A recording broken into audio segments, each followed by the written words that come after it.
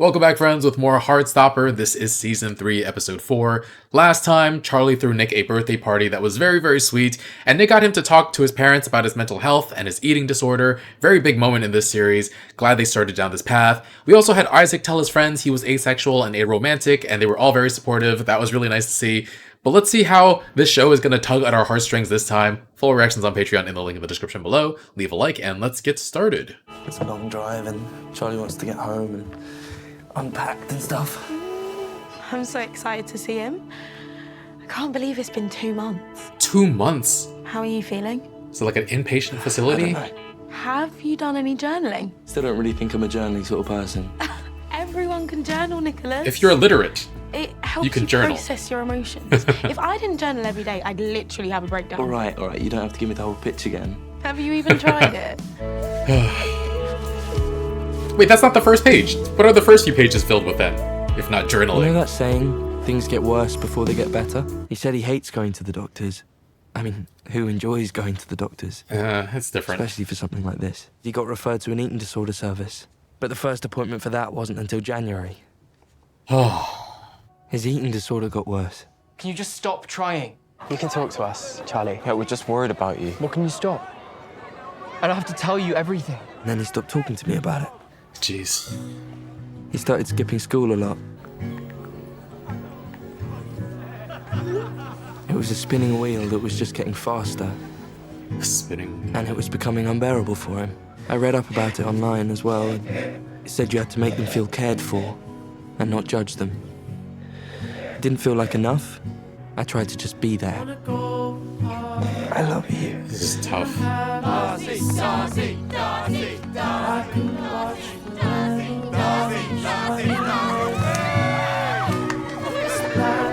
Oh. Wow. Dad said I had to be my decision.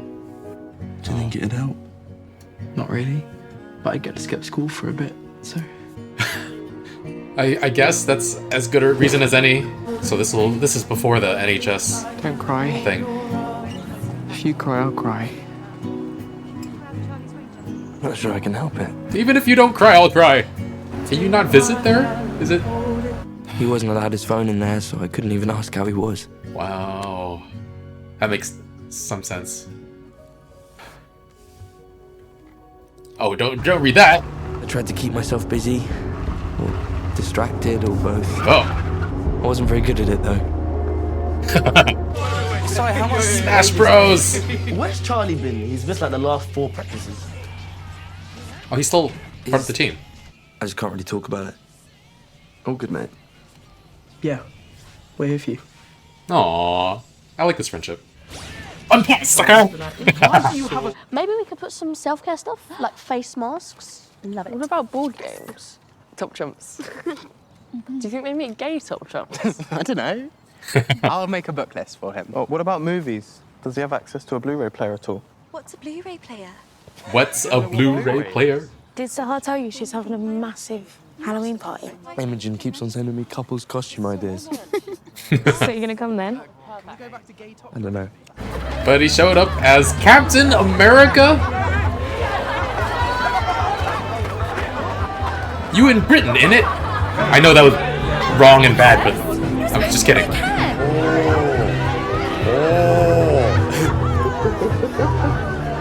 Oh, Tao.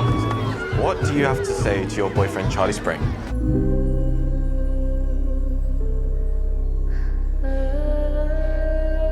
And Tao's just, like, waiting there, like, hello. Oh, man. I love you. You had it here first, folks. Nick Nelson loves Charlie Spring. Okay, that's great, thank you. Oh, cool rabbit costume. I'm clearly Frank from Donnie Darko. We watched it last week. No, we didn't. Were you asleep again? Were you asleep Oh. again? I might have been asleep. Oh. Look at that. And look at that. I'm allowed to experiment. This is literally like when I got a boyfriend and she got mad at me for literally no reason. Oh boy.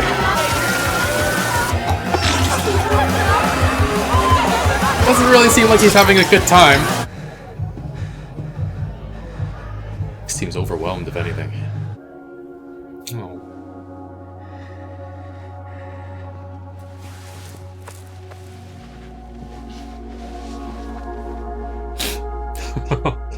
Charlie phoned me from the clinic for the first time. Well, next year I'm gonna make you go as Spider-Man. Your Marvel agenda is never gonna work on me. Marvel agenda. Even if I go as Mary Jane? Oh, Okay, maybe I can be persuaded. damn. So I have anorexia and OCD. It's like I have all these rules in my head about food, and Uh-huh. if I don't follow them, I feel like I'm gonna die. Sorry, I have to laugh about it or I'll just cry. Well, even if you do have anorexia and OCD, the word sorry is still banned. Oh, can't I play the mental illness card now? No. Oh. The S-word rule still applies to the mentally ill. I'd visit him with his family a couple times a week after that. Okay. What? No, I just... Nothing. Still not sure if Tori likes me. I think she does. I knew staying away from home was a risk. It could have been horrible. For some people, it doesn't help at all. Yeah. We gotta make out. Can you kiss me, please? Maybe it's just me hoping for the best. I think it helped. We got some challenging time ahead still. He's entered back into his old... Not him? I guess a lot's happened since I last wrote anything. The past few months Wow. have not been great. Wow. Oh, we have to, or we get to see it from his side. Charlie, I've asked you 3 times. I need you to come downstairs. Get out, but I'll tell you everything. Charlie, just stop. Staying in the clinic for a couple of months was not my plan, but I should count myself lucky that my parents could even afford it, and that I went to one that actually managed to help me. From what I've read online, some people come out of these places even worse than when they went in. I didn't get treated like shit. That's good. I had Susan. How do I talk to my friends? Well, there is a landline on the ward. Much nicer than DMing your friends on Snapchat or whatever it is you kids are using these days. I don't know my friends' numbers. Who knows? Somebody write it down for me. Mine's bad. Well, we can't all be artists. And it's also where I met Jeff. I still had to do schoolwork, which actually made me feel better. Oh, Knowing okay. I wasn't going to be behind everyone else when I got out of there. I met a few nice people. Probably not like lifelong friends, but I wasn't alone. I thought food was something I could control. But it was the other way around. Food was controlling you? Control the food into your mouth. I could have called Nick whenever I wanted. But you didn't. But I was still feeling so horrible, and I didn't want him to worry. Aww. I think that I don't even know what I would have said to him. might have made him worry more. From my perspective, your eating disorder is connected to obsessions and compulsions. Eating the right thing at the right time and in the right circumstances. Smile is growing a little bit. Nick really wants to talk to you. He's my favourite. No. My friends are quite annoying, but I like him. And he has no idea. If I let you call your boyfriend, do you solemnly swear that you'll stop telling me how amazing and wonderful he is and making me feel forever alone? I don't know if I can promise that. Oh, I tried to stand up for myself. Go on. The word sorry is still banned. Oh, can't I play the mental illness card now? The S-word rule still applies to the mentally ill. I've been making you a present. You didn't have to do that. Shut up. Yes, I do. Okay, what is it? It's a surprise. Then why'd you mention it? Fine. I won't say anything next time. Next time. Sorry I didn't tell you. Is it horrible there? No. It's hard, and I wish I was at home. But I think it was a good decision. That makes me feel better. Not that how I feel matters at all, but, you know. It does matter. I hate that you were so... I missed it. I totally missed it. Almost everybody did. Can you explain to me what happened with Imogen and Zahar? Because Nick was being way too empathetic about it, and I actually don't really know what happened. Oh my god. Yes. Okay, so Imogen was doing shots like all night. I mean, I want to hear the rest of that. Gossip, gossip. okay, this is take 4. Marker. I hope that by watching this video, he'll feel like he's been here the whole time. Because, in a metaphorical way, he has. How that doesn't even make any sense. It It does. Okay. Oh my god. I read the Song of Achilles, like you suggested, and I know you said it was going to have a sad ending, but I wasn't prepared and I cried for about 4 hours, so thank you for that. I really appreciate that. It's good to feel I'm things. mad at you. Hot off the press, guys. Barbie and Dracula seen making out at a house party. Barbie and Dracula. What is going on here? Lol. Is this just a joke to you? I'm just documenting reality like you wanted, Tal. This is your vision. Oh boy. Wait. Shrek. I want to talk to Charlie. And Fiona. Hi, Charlie. I That's just what- wanted to let you okay. know that I'm trying out they, them pronouns. He gets it. Really? Oh, Darcy. Come here. I posted a new painting on Instagram, Yeah? and now I have over 10,000 followers. Oh. My girlfriend is a famous artist. 10,000's not that many. Go talk to Tara about her new prefect thing. Oh, yeah. Prefects. She's a prefect. She goes to the Oxbridge prep group. She dances. She plays the clarinet. Stop. Twink. Tal, give me that. Fall.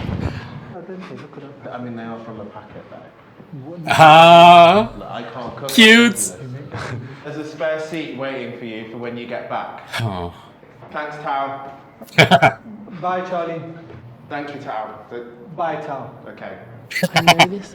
Being at the clinic didn't magically cure me of mental illness, I know it's scary, It's only 2 months. but you're ready for this, Charlie.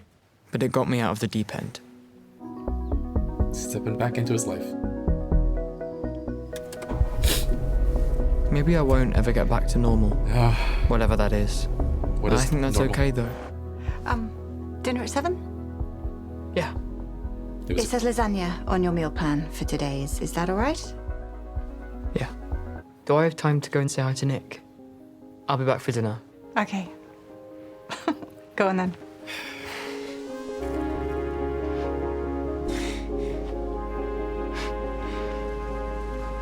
We're just gonna stare at each other all day? I really like the way his mom interacted with him just then.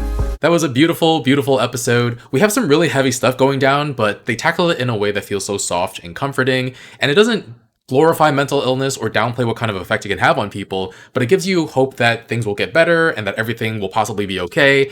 And I'm guessing the hope when Alice Oseman was writing this graphic novel and when the cast and crew were making this episode was that some people who watch this or read this and are struggling will reach out and get help.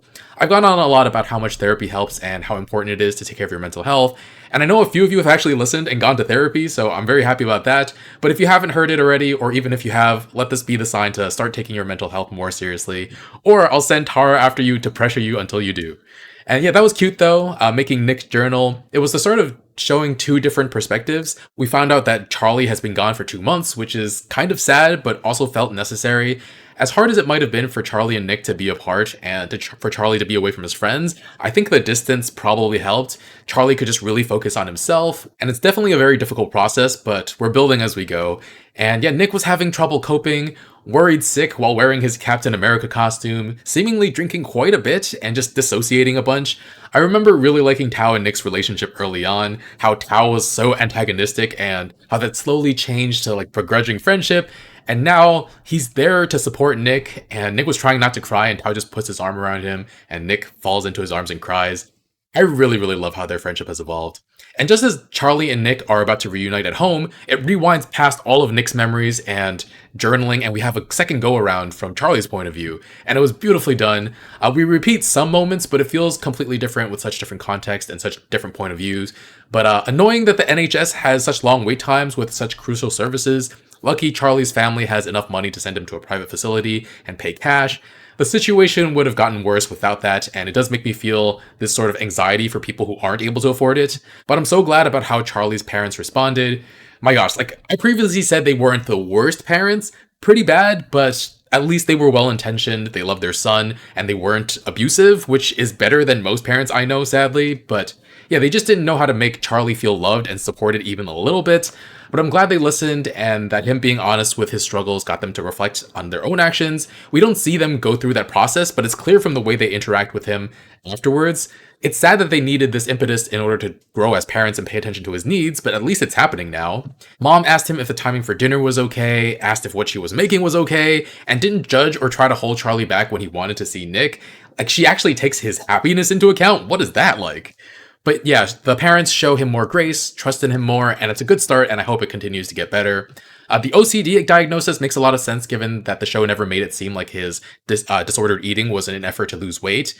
And then the repetition of Charlie waking up so many times was a really nice touch, showing that it takes repeated time and repeated effort, consistent effort, to work on your mental health. And it was nice to see Charlie make friends, even if they're not lifelong friends. But then his actual lifelong friends made him this care package, and this video that was so sweet, just doing everything they can to make him feel loved. I liked Isaac being so lightheartedly mad about the Song of Achilles, and really appreciate what he said about how, like, Charlie lied to him, and he knew at the time, but that he hopes Charlie doesn't feel like he has to lie when he gets back. Tao recording Farouk and Ajayi, so not discreet, everybody knows. Well, the kids who actually would be supportive of them know, and that's great. Lots of other interesting things in this episode, though. I really love that Nick has no idea if Tori likes him or not, and I was pretty sure, damn sure that she did, but then we get the privilege of hearing that he's her favorite. I love that. And it was super cute to have Darcy cut their hair and go by they, them pronouns. I have a few non-binary friends, so it's nice to see that representation. Oh yeah, Imogen and Sahar. Oh boy. On one hand, I don't think Imogen was necessarily laughing because she felt like kissing Sahar was a joke. On the other hand, I understand that it made Sahar feel like Imogen was just doing it for laughs and because she's drunk. I'm very glad Sahar didn't hear what Imogen said afterward while Nick was looking after her at the toilet, because I'm allowed to experiment. Oh man, like, if you want to experiment, should you really be doing it with somebody who seemingly has actual feelings for you? And the thing is, like, I don't even think she is experimenting. She clearly has felt something for Sahar before and hasn't come to terms with it yet, and is just using experimentation as an excuse because she's embarrassed at being walked away from. Looking forward to seeing how that continues. But yeah, beautiful, beautiful episode. It's painful and sad, but also my heart feels very full after it. So yeah, looking forward to continuing with the series. Thanks for watching. Full reactions on Patreon in the link in the description below. Leave a like, and I'll see you guys soon with more. Bye, friends.